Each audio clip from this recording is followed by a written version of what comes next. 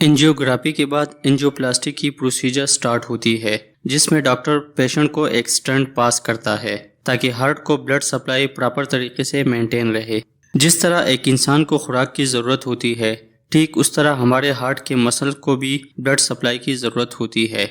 Heart को जो artery blood supply करती है उसको हम कोरोनरी आर्टरी कहते हैं। कुछ लोगों में ये कोरोनरी आर्टरी या तो नैरो हो जाती है, जिसको हम एथेरोस्क्लेरोसिस कहते हैं, या फिर ब्लॉक होती है, जो कोरोनरी हार्ट डिजीज काज करती है।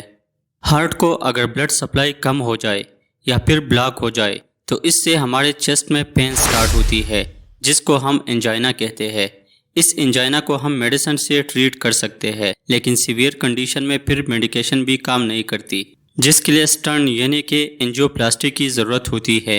एंजियोप्लास्टी में सबसे पहले पेशेंट को लोकल एनेस्थीसिया देते हैं, फिर डॉक्टर एक थिन फ्लेक्सिबल ट्यूब लेते हैं। इसके बाद पेशेंट के ग्रोन एरिया, रेस्ट या फिर आर्म में कट लगाते हैं। इस प्रोसीजर को एक एक्सरे वीडियो के जरिए देखा जाता है।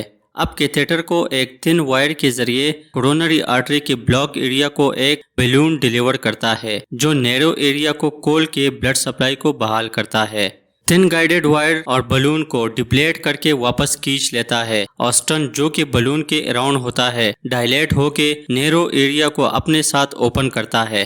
इस तरह ये स्टंट हमेशा के लिए अंदर रह जाता है और हार्ट को ब्लड की सप्लाई स्टार्ट होती है। एंजियोप्लास्टी की ये प्रोसीजर टोटल 30 मिनट से लेकर 2 आवर तक होता है।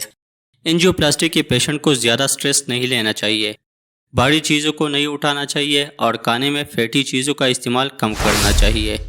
कॉम्प्लिकेशन ऑफ एंजियोप्लास्टी: हार्ट के आर्टरी डैमेज भी हो सकती है, एलर्जिक रिएक्शन भी हो सकता है, हार्ट अटैक, स्ट्रोक और डेथ भी हो सकता है। बहुत ज़्यादा ब्लीडिंग हो सकती है, जिसके लिए ब्लड ट्रांसफ्यूजन की ज़रूरत होती है, और बहुत कम केसेस में ये स्टंट ब्लॉक भी हो सकता है, ब्लड क्लॉट की वजह से या फिर किसी और काज की वजह से। तब तक के लिए अल्लाह हाफिज।